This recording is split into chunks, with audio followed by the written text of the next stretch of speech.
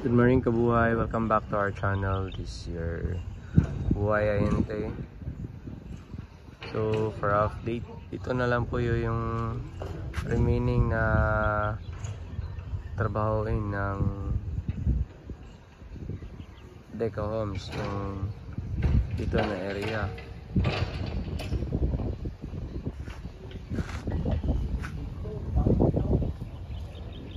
Ito po ay nasa block 142.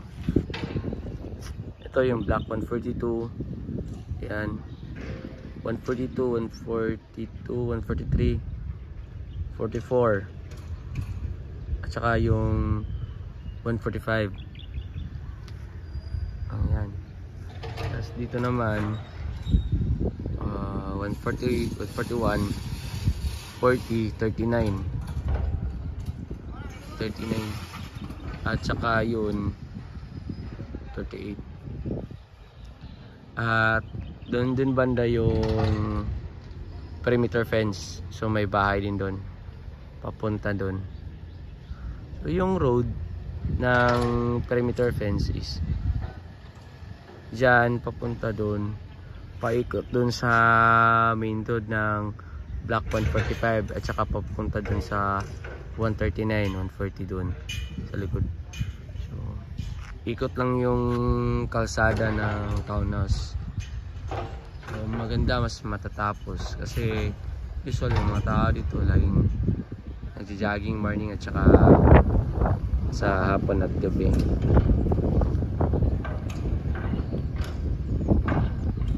So may road na doon, no? May road, parang ang ginagawa na lang yan is para sa manhole. Yan. Ginagawa. Tapos patag, palagyan ng forma ng bahay din.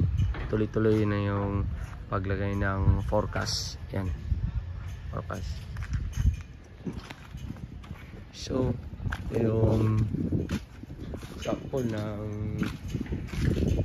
finished product. Finish bahay. Yo. Wala siyang tiles. Kayo na po yung magpapa-improve din. Meron siyang second floor. Okay. Then ito yung kalsada. Then meron din perimeter fence. Ang likod niyan is yung main road or yung amenities. So nagtatanong bakit wala pang nakatira yung ibang unit. Yes, dahil nga approved na sila sa Deca Homes, but they are waiting to take out kasi ang final na mag-approve is yung Pag-ibig. Dahil ito ay nakapag-ibig financing na itong townhouse. So pag-apply ninyo ng Deca Homes, si Deca Homes na po yung mag-acquire ng mga requirements ninyo or kukuha ng mga requirements ninyo. Then sila yung mag-interview. But pagdating ng sa financing, i-forward dun kay Pag-ibig. Then si Pag-ibig na po yung last attachment, last decision, then last interview sa buyers para ma-take out yung unit. Once ma-take out na yung unit, tatawagan or mag-email si Pag-ibig na okay na. Then babalik na naman kayo kay Deca Homes para kunin yung folder kasi doon kukuha. So yung process, yung pag-approve ni Pag-ibig, ibabalik ni Pag-ibig yung folder kay Deca Homes para si Deca Homes yung mag-turn over ng unit. So hindi po si Pag-ibig ang magbigay ng folder. Doon pa rin si Deca Homes. Kung saan kayo nag-apply, doon pa rin kayo mag-take out. So yun po yung process sa pag-apply ng Deca Homes.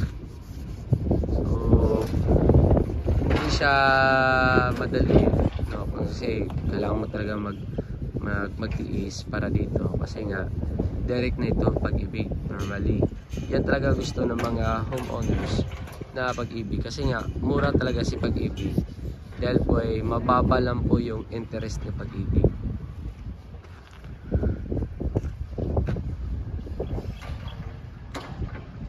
maraming salamat sa panonood sa aking channel. Sana po ay magkita-kita po tayo sa ating next na vlog. At pasensya na po na tagalan ako sa pag-upload dahil nga hindi pa ako nakapag apply dito kasi wala pang available na slots. Mag-update po ako sa aking yung tira dito kasi dito na po nakatira sa townhouse. Mag-update pa ako ng mga movement dito, mga update, tsaka din sa mga diskarte ko sa buhay. Nag-start kailan ako nag-start dito. Sa nakasubaybay sa akin siguro alam na today, no? So for now, ito mo lang yung mag-share ko sa update at saka din sa pag-ibig. So yung Mount Apo yan nasa likod. Meron din dyan maganda na mga unit. Siguro sa next video ko is mag-update ako yung magagandang unit. Maraming magandang unit dito sa townhouse.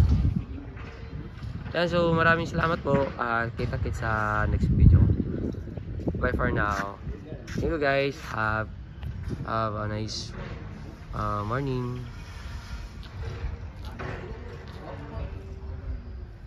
Have a good one, guys.